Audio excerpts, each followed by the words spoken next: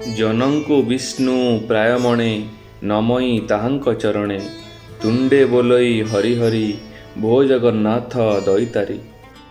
ଜୟ ଜଗନ୍ନାଥ। ଆପଣମାନଙ୍କୁ ମୋର ହୃଦୟଭରା ନମସ୍କାର।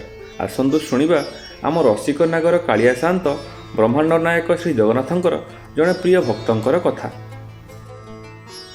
ସେଇ ପ୍ରିୟ ଭକ୍ତଙ୍କର ନାଁ ହେଉଛି ଭକ୍ତ ପ୍ରଭୁ ଦାସ। ଜାତିରେ ହେଉଛନ୍ତି ତାମିଲ, ଘର ହେଉଛି ମଣିକର୍ଣ୍ଣିକା ସାହି। ବେଉସା ସିନା ପାନ ଦୋକାନ, କିନ୍ତୁ ନିଶା ହେଉଛନ୍ତି ଜଗନ୍ନାଥ। ସିଂହଦୁଆର ଆଗରେ ମଙ୍ଗୁଳି ମଠକୁ ଲାଗି ଯେଉଁ 4 ହାତରେ 6 ହାତର ପାନ ଦୋକାନ ଅଛି, ଏ ହେଉଛି ପ୍ରଭୁ ଦାସଙ୍କର ପ୍ରାଣ ସମ୍ବଳ। 150 ବର୍ଷ ତଳେ ତାଙ୍କର ଗୋସାଇଁ ବାପ ଶୁଦ୍ଧ ତାମିଲନାଡୁର ମହାପ୍ରଭୁଙ୍କ ଦର୍ଶନ ଲାଗି ସପରିବାରେ ପୁରସ୍ତମ ଆସିଥିଲେ ଯେ ଏ କାଳିଆ କଳାମୋହର କିମିଆରେ ପଡ଼ି କ୍ଷେତ୍ରକୁ ପିଠି ଦେଖାଇ ପାରିଲେନି। ସେବେଠୁ ଏ କ୍ଷେତ୍ର ବି ୟାଙ୍କୁ ଆପଣାଇ ନେଲା। ଦେଉଳରୁ ଡାକେ ବାଟରେ ବାସ ମିଳିଗଲା। ଆଉ ଏ ପେଟେଖିଆ ଦିଅଁ ପେଟ ଚିନି ବେଉସା ବି ଯୋଗାଇ ଦେଲେ। ବାସ ଓ ବେଉସା ହେଉଛି ପୁରସ୍ତମ। ଏମିତି ଚଉପିଢ଼ିରୁ ପ୍ରଭୁ ଦାସେ କ୍ଷେତ୍ରବାସୀ, ସାକ୍ଷାତ ପୁରୀ ଲୋକ। ମହାପୁରୁଙ୍କ ଉଠିବା ଆଗରୁ ଦାସେଙ୍କର ଦୋକାନ ଦୁଆର ଖୋଲିବ ଯେ ମଝିରେ ଆଉ ବନ୍ଦ ନାହିଁ। ଯାଇ ଦେଉଳରେ ପହୁଡ଼ ବଢ଼ିଲେ ଦୋକାନ ମୁଦ ହେବ। ସୁଚିକ୍କଣ ଦେହ, ଉଜ୍ଜଳ ମୁହଁ, କପାଳରେ ବୈଷ୍ଣବ ତିଳକ ସହ ଦାସେଙ୍କର ପାନଖିଆ ପାଟିରେ 1,00,000 ଟଙ୍କିଆ ହସକୁ ଯେ ଦେଖିଛି, ସେ 2 ଘଡ଼ି ଅଟକି ଯିବ। ଆଉ ତାଙ୍କ ରସବଣ୍ଟା ହାତରୁ ଯେ ଧୂଳଗୁଣ୍ଡି, ଖଇର, ଚନ୍ଦନପୁରିଆ ମିଠାପତ୍ର ପାନ ଖାଇଛି, ସେ ଚାହିଁଲେ ବି ଭୁଲି ପାରିବନି ତାଙ୍କୁ। ନା ସିନା ପ୍ରଭୁ, ହେଲେ ସ୍ୱଭାବରେ ଦାସ। ଜଗତର ଦାସ ନୁହଁ ଆଜ୍ଞା, ଅନନ୍ତ କୋଟି ଜଗତର ନାଥଙ୍କର ଦାସ। ବେପାର ତାଙ୍କର ସିନା ସିଂହଦୁଆରେ, ହେଲେ ମନ ନୀଳାଦ୍ରି ସିଂହଙ୍କର ପାଦରେ ବନ୍ଧା ପଡ଼ିଛି। ମୁହଁର ହସ ଓ ପାନର ରସରେ ପୁରା ପୁରୀକୁ କିଣି ନେଇଥାନ୍ତି ଦାସେ। ସେଇଥିଲାଗି ପଣ୍ଡା ପଢ଼ିଆରୀଙ୍କଠୁ ଧୂଳିଆ ଗୁମାସ୍ତା ଯାଏ, ଯାତ୍ରୀ ଭକ୍ତଙ୍କଠୁ ନେଇ ବାହାଜି ମହାଜନଙ୍କ ପର୍ଯ୍ୟନ୍ତ ସବୁରି ବଟୁଆରେ ପ୍ରଭୁ ଦାସଙ୍କ ପାନ ସାଇତା ହୋଇଥାଏ। ଛନ୍ଦ କପଟକୁ କୋଷେ ଦୂରରୁ ଓଳଗି ହୋଇ ରହିଥିବା ଦାସେ ଏକବାରେ ଅଜାତ ଶତ୍ରୁ। ପାନ ଭାଙ୍ଗିଲା ବେଳେ ସକାଳ ପହରୁ ଦେଉଳ ଭିତର କଥା ଭାବୁଥାନ୍ତି ଦାସେ। ଆହା, ନିଜ କିଏ ସଜ ହେବେଣି। 3 ବାଡ଼ରେ ମଙ୍ଗଳ ଆଳତି ଗଢ଼ି ଦିଅଁମାନେ ମଇଲମା ହେଉଥିବେ। ସିଂହାରିଏ ମହାପୁରୁକୁ ତଡ଼ପ ପିନ୍ଧେଇ ବାଁ କାନ୍ଧରେ ଉତ୍ତରୀ ପରହଣ କରୁଥିବେ। ଅନନ୍ତ ବ୍ରହ୍ମାଣ୍ଡ ନାୟକ ମୁହଁ ପଖାଳିବେ। ତା ଉତ୍ତାରୁ ମୁତୁରି କାଠିରେ ଚନ୍ଦନ, କର୍ପୂର, ଚୂର୍ଣ୍ଣରେ ଦାନ୍ତ ଘଷା, ଆଉ ସୁନା ଜିଭିରେ ଜିଭ ଧୁଆ। ତାପରେ ଦୁଧ, ଦହି, ଚନ୍ଦନ, ଅଁଳାର ସୁବାସ ଜଳରେ ଦିଅଙ୍କର ସରସା ଜମାଣିଆ ଗାଧୁଆ। ଆଉ ଭକ୍ତଙ୍କର ବାହାର କାଠରୁ ହରିବୋଲ ହୁଳହୁଳି ଡକା। ଭାବୁ ଭାବୁ ଦାସଙ୍କ ମୁହଁରୁ ବାହାରି ପଡ଼ିଲା, ହରିବୋଲ ମଣିମା।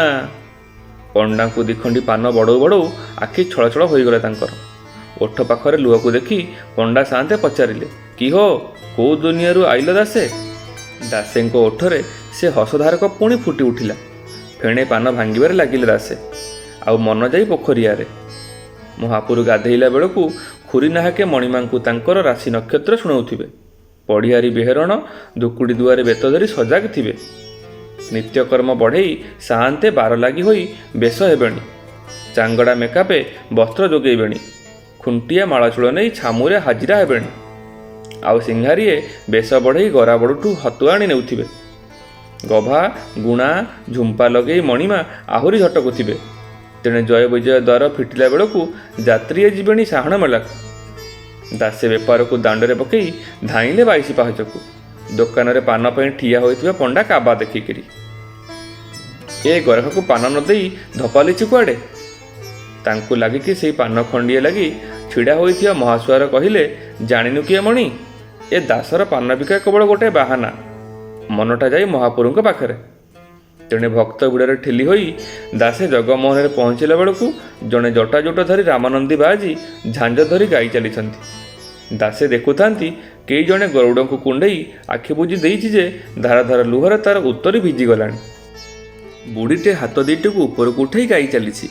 ବାପଟେ ତା ପୁଅକୁ କାନ୍ଧରେ ବସେଇ ବିଶି ଆଙ୍ଗୁଠିରେ ଚିହ୍ନେଇ ଦେଉଛି ପ୍ରତିଟି ଓଡ଼ିଆ ଘରର ଏକମାତ୍ର ମୁରବୀକୁ, ତା ଭରସାର ଚାଳର ମେରିଖୁଣ୍ଟକୁ। ଆଉ ଏପଟେ ଜଣେ ପଢ଼ିଆରୀ ଭକ୍ତଙ୍କୁ ପିଠିରେ ବେତ ବାଡ଼େଇ ଅସୁଲ କରୁଛନ୍ତି ପ୍ରଣାମୀ। ଏ ଭକ୍ତଙ୍କର ଭାବର ବନ୍ୟା ଭିତରେ ଦାସେ ପହଞ୍ଚିଗଲେଣି ଭିତର କାଠରେ। ମୁଣ୍ଡ ନୁଆଁଇ ପେଟେଇ ହୋଇ ଅରଗଳି ଡେଇଁଲା ବେଳକୁ ରତ୍ନସିଂହାସନରେ ଚତୁର୍ଦ୍ଧା ରୂପ। ଏକୁ ଆରକ ବଳିଆର। ଦାସେ ନିର୍ବାକ, ଆଉ କଥା ବାହାରୁନି। ଚାହିଁ ରହିଥାନ୍ତି ଚରମ ନୟନରେ ଚକା ନୟନକୁ। ପୋଖରିଆରେ ପହଞ୍ଚିଲା ବେଳକୁ ଝାଳରେ ଜୁଡ଼ୁବୁଡ଼ୁ ଦେହ।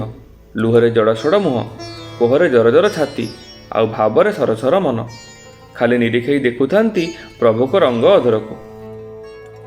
ନାକୁ ଆସି ତଳେ ଅଧରମାଳ ଉପରେ। ଆହା, ସେ ନାଲି ଓଠରେ ଯଦି ପାନ ଖଣ୍ଡେ ଥାଆନ୍ତା।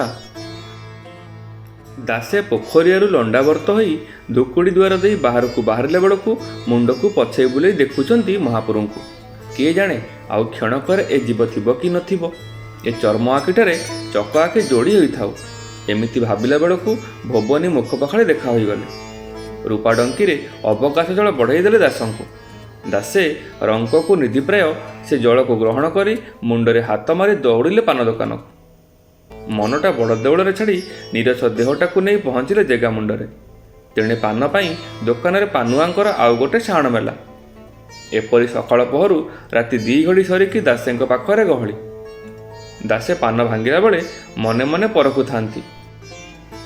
ଏଠି ଶାଗୁଆ ପାନପତର, ଧଳା ନମ୍ବରୀ ସିପଚୂନ, ମାଟିଆ କଟାଗୁଆ, କୁଆ କଳା ମାକେ ଧୂଳିଗୁଣ୍ଡି, ହଳଦିଆ ଚଟଣି ସବୁ ତ ମିଶନ୍ତି, କିନ୍ତୁ ଗରାଖର ପାଟିରେ ପଶିଲା ବେଳକୁ କେବଳ ଗୋଟାଏ ରଙ୍ଗ ନାଲି। ଆଉ ସବୁ ରଙ୍ଗ ଝାସ ଦେଇ ଉକୁଟାନ୍ତି ନାଲିକୁ। ସେଇଠୁ ଦାସ ଭାବିଲେ, ତାହେଲେ ଏସବୁକୁ ଜଳାଜଳି ଦେଲେ ହିଁ ଏ ମନ ପାନକୁ ମହାପ୍ରଭୁ ଗ୍ରହଣ କରି ହସି ଉଠିବେ ଏ ହୃଦ ମନ୍ଦିରରେ। ମନ ହିଁ ପାନ। ଏ ଭିତରେ ଦିନ ଗଡ଼ି ରାତି ବଢ଼ି ଚାଲେ। ମହାପ୍ରଭୁ ବଡ଼ ସିଂହାରରେ ଗୀତ ଗୋବିନ୍ଦ ଶୁଣି ଘିଅ ପଖାଳ ମଣୋହି କରି ପଇଡ଼ ପିଇ ପହୁଡ଼କୁ ଅବଧାନ ହେଲା ବେଳକୁ ଦାସେ ଆପଣା ବଣିଜର ବିଶ୍ରାମ ଦେବାକୁ ଯାଆନ୍ତି। ଏ ସମୟରେ 2 ଜଣ ପଣ୍ଡା ପାନ ଖାଇବାକୁ ଦାସଙ୍କ ନିକଟକୁ ଆସନ୍ତି। ଜଣେ ଧୋବ ଫରଫର ଗୋରା ତ, ଆଉ ଜଣେ ସାମାନ୍ୟ ଶ୍ୟାମଳ। କିନ୍ତୁ 2 ଜଣଙ୍କ ପାଖରେ ବଡ଼ ମୋହିନୀ ମାୟା ରହିଛି। ସେ ଯୁଗଳ ବ୍ରାହ୍ମଣଙ୍କର ଠାଣି ଆଉ ଚାହାଣୀରେ ଆପଣାକୁ ଭୁଲି ଯାଆନ୍ତି ଦାସେ। ଯେତେବେଳେ ସେମାନେ ପାନ ମାଗିବାକୁ ହାତ ବଢ଼େଇ ଦିଅନ୍ତି ନା, ଦାସଙ୍କର ଇଚ୍ଛା ହୁଏନି ଯେ ସେ 2 ଜଣଙ୍କର ରୂପ ଦେଖିବାକୁ। ହାତ ପାତିବା ଆଗରୁ 2 ଜଣଙ୍କୁ 2 ଖଣ୍ଡ ପାନ ବଢ଼େଇ ଦିଅନ୍ତି ଦାସେ। ଆଉ ପଣ୍ଡା ପୁଏ ସେ ପାନ ଖଣ୍ଡେ କଳରେ ଜାକି ହସିଦେଲେ, କାହିଁ ଆଉ କହୁଛ? ସାରାଦିନର ସବୁ କଷ୍ଟକୁ ପାସୋରି ଦିଅନ୍ତି ଦାସେ ସେ ହସ ଟିକକୁ ଦେଖି। ସତ୍ୟବା ରତ୍ନସିଂହାସନ ଦିଅଙ୍କର ସୁହଟ ରଙ୍ଗ ଅଧରର ରସସାଗରରୁ ହସର ଜୁଆର କୂଳ ଲଙ୍ଘୁଛି। ଦିନେ ପହୁଡ଼ ବଢ଼ିଲା ବେଳକୁ ବଡ଼ଥତା ମଠର ପଖାଉଜ ଗୋଷ୍ଠୀ ଭିତରେ ବଳରାମ ଦାସ ସିଙ୍ଗି ଦୁଆରର ପିଲିକ ବାଟ ଦେଇ ବାହାରି ଲଙ୍ଗୁଳି ମଠ ଆଗରେ ନୀଳଚକ୍ରକୁ ଚାହିଁ ଚାହିଁ ବଡ଼ଦାଣ୍ଡରେ ପେଟେଇଛନ୍ତି। ହଠାତ୍ ଦେଖିଲେ 2 ଜଣ ପଣ୍ଡା ବେଶ ଧରି ଦେଉଳରୁ ବାହାରି ଦାସେଙ୍କ ବିପଣୀରେ ହାଜିରା ଦେଲେ। ଆଉ ପାନ ଖାଇ ସିଙ୍ଗି ଦୁଆର ନିକଟରେ ଉଭାନ ହୋଇଗଲେ। ବଳିଆ ଦାସ ଆଶ୍ଚର୍ଯ୍ୟ ହୋଇ ଭାବୁଥାନ୍ତି, ପହୁଡ଼ ପରେ ଦେଉଳ ଭିତରୁ 2 ଜଣ ପଣ୍ଡା କିଏ ହୋଇପାରନ୍ତି? ପ୍ରହଳିକାରେ ପଡ଼ି ସେ ଧାଇଁଲେ ପ୍ରଭୁଦାସ ନିକଟକୁ। ସେତେବେଳକୁ ବଡ଼ଦାଣ୍ଡ ନିସ୍ତବ୍ଧ। ବଳରାମ ଦାସଙ୍କୁ ଦେଖି ଦାସେ ଦଣ୍ଡବତ କଲେ। ଜୟ ଜଗନ୍ନାଥ କହି ବଳରାମ ଦାସ ପଚାରିଲେ, କି ହୋ ଦାସେ, ଆଜି କ'ଣ ଏତେ ଡେରି, କଥା କ'ଣ? ପ୍ରଭୁଦାସ କହିଲେ, ନାମ ମହାପୁରୁ, ମୋର ତ ନୀତି ଏ ସମୟକୁ ଦୋକାନ ମୁଦ। ଶେଷ ଗରାଖଙ୍କୁ ଏବେ ତୁଟେଇଲି। ହେଇଟି ଏ ଶେଷ ଗରାଖ କିଏ କି? ବଳିଆଙ୍କର ତ୍ୱରିତ ପ୍ରଶ୍ନରେ ଦାସେ କହିଲେ, 2 ଜଣ ପଣ୍ଡା ପୁଅ କେବେଠୁ ଆସୁଛନ୍ତି। ଦିନସାରା ଦାଣ୍ଡ କି ଦେଉଳରେ ଦେଖା ନାହିଁ। ପଉଡ଼ ବଢ଼ିଲେ ଆସନ୍ତି, ପାନ ଖାଇ ବିଦାକି ନେଲେ ଫେଣେ ମୋ ଦୋକାନ ବନ୍ଦ ହୁଏ। ମତ ବଳିଆ ଭାବୁଥାନ୍ତି, ଆହା ପ୍ରଭୁ, ତୋ ମାୟାକୁ କିଏ ବା ବୁଝିବ? ଆଚ୍ଛା ଦାସେ, ସେ କେତେ କଉଡ଼ି ଦିଅନ୍ତି? କଉଡ଼ି ଆଉ କ'ଣ, ସେ 2 ଜଣଙ୍କ ହସ ତ କୋଟିଏ ସୁନା ମୋହର। ପାନ ଖାଇ ଓଠକୁ ରଙ୍ଗେଇ ହସିଦେଲେ ଗଲା। କ'ଣ ମିଳିବ ସେ କଉଡ଼ିରୁ? ବଳିଆ ଦାସେ ଟିକେ ଗମ୍ଭୀର ହୋଇ ପଚାରିଲେ, ହଇ ହୋ, ଦାଣ୍ଡରେ ବେପାର କରୁଛ ନା ପାନ ଛତ୍ର ଖୋଲିଛ? ଆମେ ସିନା ଦିଗମ୍ବର ଅକିଞ୍ଚନ ବାହାଜି, ଆଗକୁ କିଏ ନା ପଛକୁ। ହେଲେ ତମେ ପରା 10 ପ୍ରାଣୀ କୁଟୁମ୍ବ ଚଳାଉଥିବା ଗୃହୀ, ଏମିତି କଲେ କ'ଣ ହବ? ଦାସେ ହଡ଼ବଡ଼େଇ ପଚାରିଲେ, ତେବେ କ'ଣ କରିବି ମହାପୁରୁ? ଆରେ ପ୍ରଭୁ ଶୁଣ, ଯେତେବେଳେ କାଲି ସେମାନେ ଆସିବେ, ପାନ ଦେଲା ପରେ ତମେ ତାଙ୍କୁ କଉଡ଼ି ମାଗିବ। ଯଦି ନାହିଁ ବୋଲି ମନା କରିବେ, ତେବେ ପିନ୍ଧା ଦୋଷଟା ବନ୍ଧା ରଖିବାକୁ କହିବ। ବଳିଆଙ୍କ କଥାଟା ଯେମିତି ଦାସଙ୍କ ମଗଜକୁ ହେଜିଲା। ସେ ଆଜ୍ଞା ବୋଲି ମୁଣ୍ଡ ଟୁଙ୍ଗାରି ଦେଲେ। ତହିଁ ଆର ଦିନ ଦାସେ ଆପଣାର ଅନ୍ତିମ ଗରାଖଙ୍କୁ ଅପେକ୍ଷା କରିଥାନ୍ତି। ଦିହେଁ ଆସି ପହଞ୍ଚିଲେ। ପାନ 2 ଖଣ୍ଡି ବଢ଼ାଇଲା ବେଳେ ଦାସେ କହିଲେ, ସାନ୍ତେ କଉଡ଼ି ଦିଅନ୍ତୁ। ଏକୁ ଆରେକ ଚାହିଁକି କହିଲେ, ହେଲେ ଆମେ ଯେ କଉଡ଼ି ଆଣିନୁ। ତେବେ ପିନ୍ଧା ଉତ୍ତରି ବନ୍ଧକ ରଖି ଯାଆନ୍ତୁ, କାଲି କଉଡ଼ି ଦେଇ ମୁକୁଳେଇ ନେବେ। 2 ପଣ୍ଡା ପୁଅ ଠରାଠରି ହେଲେ। ଟିକେ ଶ୍ୟାମଳ ପଣ୍ଡା ଜଣକ ଦାସଙ୍କ ହାତକୁ ହଳଦିଆ ଦୋସଡ଼ାଟା ବଢ଼େଇ ହସି ହସି ଦେଉଳ ଆଡ଼େ ଚାଲିଗଲେ। ତହିଁ ଆର ଦିନ କ୍ଷେତ୍ରରେ ହୁରି ପଡ଼ିଛି। ଭିତରଛ ମହାପାତ୍ର କଳାହାଟ ଦୁଆର ଖୋଲି ଦେଖିଲା ବେଳକୁ ମହାପ୍ରଭୁ ବାଡ଼ଙ୍କର ବାମସ୍କନ୍ଧର 12 ଲାଗି ଖଣ୍ଡୁଆ ଶ୍ରୀଅଙ୍ଗରେ ନାହିଁ। ଯେଉଁଠି ମାଛି ପଡ଼ିଲେ ନବଖଣ୍ଡ ପଣ୍ଡା ପଡ଼ିହାରୀଙ୍କର ଅତନ୍ତ୍ର ପ୍ରହରୀ କିଏ ବା ଦୁଃସାହସ କଲା ମହାପ୍ରଭୁଙ୍କର ବସ୍ତ୍ର ଚୋରି କରିବାକୁ? ଅବା କେଉଁ ବହିରାଗତ ତାନ୍ତ୍ରିକ ତନ୍ତ୍ର ପ୍ରୟୋଗ କଲା? କିଏ ବା ଏ ଦେଶକୁ କିଛି ଅଶୁଭ କାଳ ଘଟିଲା? ଆଦ୍ୟ ସେବକ ଗଜପତି ମଣିମାଙ୍କ ଛାମୁରେ ନିର୍ଜଳ ଗୁହାରି ପଡ଼ିଛନ୍ତି। ପରୀକ୍ଷା ରାଜଗୁରୁ ସୁନାବେଦ ଧରି କାକୁସ୍ଥ ହୋଇ ଚାଙ୍ଗେଡ଼ା ଘର ପାଖରେ ଠିଆ ହୋଇଛନ୍ତି। ମହାପ୍ରଭୁଙ୍କର କୌଣସି ନୀତି ହୋଇପାରି ନାହିଁ। ଆଉ କ୍ଷେତ୍ରରେ ସବୁ ଘରେ ଚୁଲିରେ ବିରାଡ଼ି ଡେଉଁଛି। ଏକ ଅଘୋଷିତ ଅନଶନରେ ପୁରା କ୍ଷେତ୍ରବାସୀ। ପାଇକମାନେ ଖେଦା ମାରୁଛନ୍ତି ଦୋଷୀକୁ ଧରିବାକୁ। ହଠାତ୍ ଶୁଣାଗଲା ଏ ରହସ୍ୟର ସମାଧାନ ମତ୍ତ ବଳରାମ ଦାସ ପାଖରେ। ହେଲେ ସେ ମୁହଁ ଖୋଲୁନାହାନ୍ତି। ବିଜୁଳି ବେଗ ରାଜାଙ୍କ ପାଖରେ ପହଞ୍ଚିଲା ଏ ଖବର। ଡଗର ଦ୍ୱାରା ବଳିଆ ଦାସୀ ଆସି ଗଜପତିଙ୍କ ନିକଟରେ ବଖାଣିଲେ ପୂର୍ବ ରାତ୍ରିର ସକଳ ବୃତ୍ତାନ୍ତ। ରାଜାଙ୍କ ଆଖିରେ ଲୁହର ବନ୍ୟା। ଧିକ୍ ମୋ ଗଜପତିତ୍ୱ, ତ୍ରିକଳିଙ୍ଗାଧିପତିତ୍ୱ, ଶତାଧିକ ଏ ଅଦ୍ୟ ସେବକର ଅହମିକା। ଆପଣାର ମହାପ୍ରଭୁଙ୍କୁ ଖଣ୍ଡେ ପାନ ଖୁଆଇ ପାରୁନି ଯେ ପ୍ରଭୁଙ୍କୁ ବଡ଼ ଦେଉଳ ଛାଡ଼ି ପଦାରେ ପାଦ ରଖିବାକୁ ପଡ଼ୁଛି। ଛାମୁଛାଡ଼ ହୋଇଗଲେ। ଗଜପତି ସମସ୍ତ ପଦମର୍ଯ୍ୟାଦାକୁ ତ୍ୟାଗ କରି ନିରାବରଣ ଚରଣରେ ଯାଇ ପହଞ୍ଚିଲେ ପ୍ରଭୁଦାସଙ୍କର ଦୋକାନରେ। ଦାସେ ଭୟରେ କମ୍ପୁଥାନ୍ତି। ଦୋକାନ ଭିତରେ କର୍ପୂର, ଚନ୍ଦନ, ଅଗୁରୁ, କସ୍ତୁରୀର ସୁଗନ୍ଧରେ ସୁରଭିତ ମହାପ୍ରଭୁଙ୍କର ବସ୍ତ୍ରକୁ ଦାସେ ଗଜପତିଙ୍କ ହାତକୁ ବଢ଼ାଇ ଦେଲେ। ଆଉ ମହାରାଜା ପ୍ରଭୁଦାସଙ୍କ ହାତକୁ ଭିଡ଼ି ଧରି ଛାତିରେ ଲଗେଇଦେଲେ।